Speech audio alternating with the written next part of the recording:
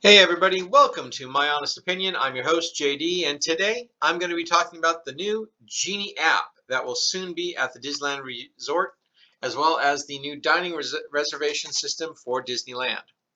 Now, before I get too deep into this, I want to encourage you to hit the subscribe button, as well as ring the bell for notifications. That way you know exactly when new content is released. I am going to try and release something new every other week or so. It may be a little bit more frequent when big news hits, but I'm not going to be doing a daily or even a weekly show because there's a lot of other people out there that talk about the same type of stuff I talk about. So that's what I'm going to be doing. Now, we do need to start with a quick history lesson about the Fast Pass system. Disneyland was the first theme park to introduce the Fast Pass back in 1999, and it was free. The idea, of course, was that if you had a Fast Pass for Space Mountain, as an example, you could then get in line and ride Star Tours, get off the Star Tours ride, return to Space Mountain, quickly get on that ride. So you'd be riding two different rides in about an hour and a half to 2 hours.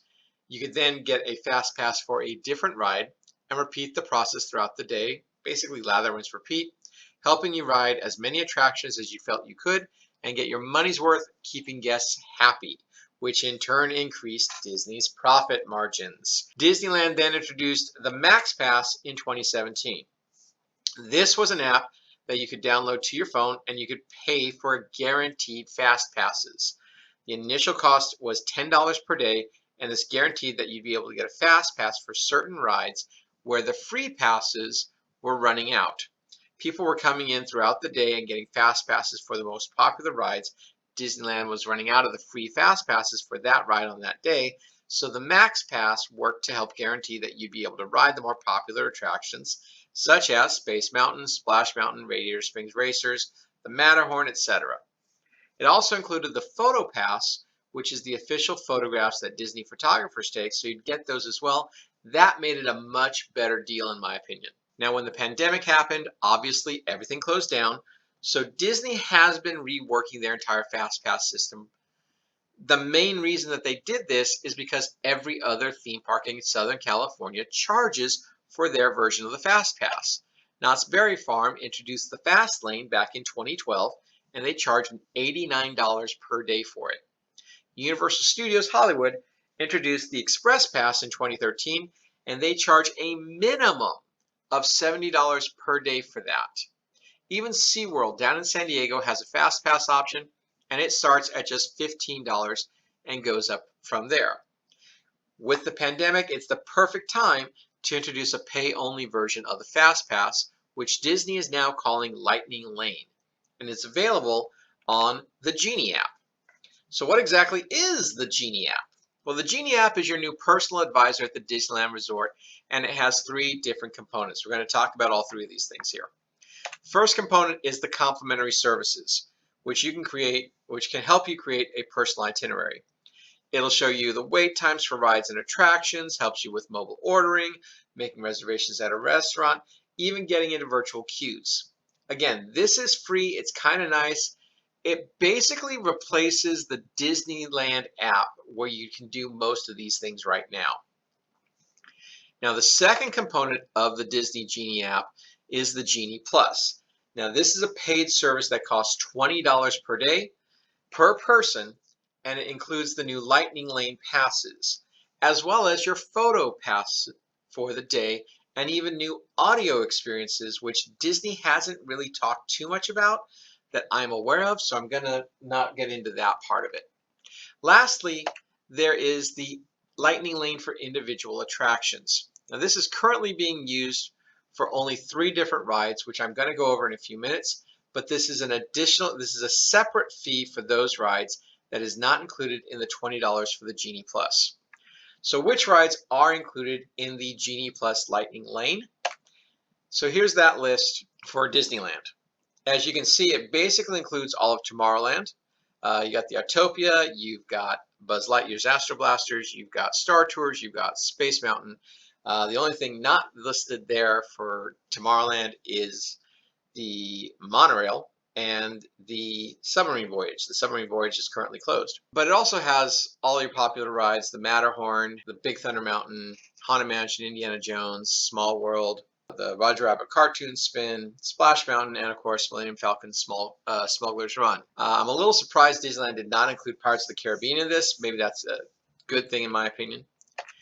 We then go over to Disney California Adventure, and we have over there we have the Grizzly River Run, Soaring Over the World, Toy Story Mania, the Incredicoaster, Guardians of the Galaxy Mission Breakout, Goofy's Sky School, and even Monsters Inc. ride.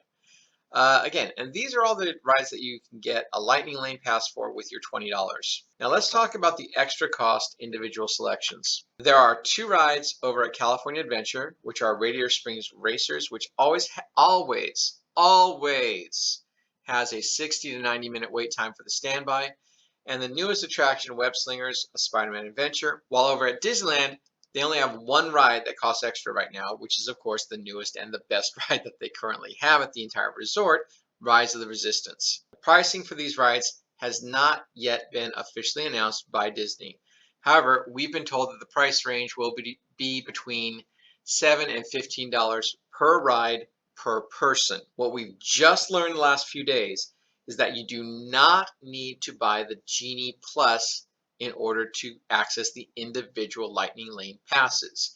So when you're spending between $104 to $154 to get in for a 1-day, 1-park ticket per person, you don't need to then drop an additional $20 and then drop an additional $7 to $15 to ride these rides. You only need to drop an extra $7 to $15 to ride these rides.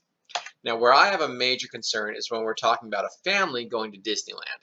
Now, this picture is not my family, just for the record, which is why the faces of the children have been blocked. But the children in this picture are probably between 2 and 8 years old. The way that both Genie Plus and Lightning Lane individual attractions is currently set up, each member of your family has to have their own phone and must purchase the Genie Plus app on their phone. I don't know about the rest of you, but I'm not going to go out and buy a phone for my 8-year-old, let alone my 2-year-old, just so I can get Lightning Lane for them. If Disney is smart, they'll update the app so you can add an entire party to one phone's Genie Plus, and you can pay $20 per person in your party for that day.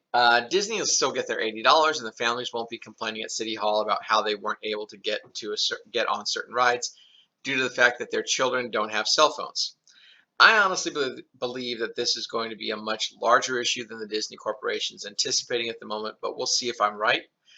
Lastly, I want to talk about the dining reservations at Disneyland. Now, in my last video, I mentioned that my daughter and I were able to just walk into the Plaza Inn both times we were at Disneyland and get our dinner fairly quickly without any hassle.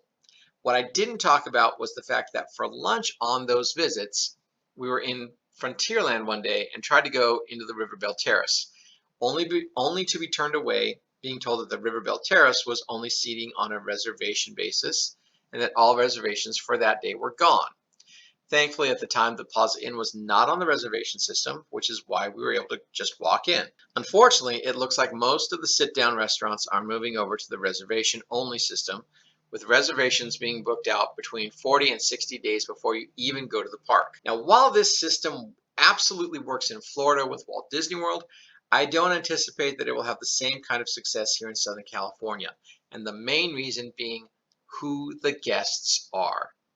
In Florida, it's understood that most of the guests are from out of state. They fly in, stay at one of the many different hotels on property. They literally spend months, if not a year, planning out and saving up for their vacation to Walt Disney World. So the idea of having a specific reservation time made 2 to 3 months in advance works for most people. In Southern California, the majority of your guests are still locals. We're used to driving in on a Tuesday after work, going into the park for a few hours, grabbing dinner, maybe riding 1 or 2 rides, and then going home. If you start telling these locals, who are your magic key holders, that they can't just spontaneously pop in anymore, they are going to start questioning why they spent $1,400 for a pass that doesn't give them the same access to the park that they are used to. But hey, that's just my honest opinion. Now, thank you all for watching this video. If you liked it, please smash that thumbs up button and feel free to agree or disagree with me in the comments down below. Again, don't forget to subscribe, and until next time, I will catch you on the flip side.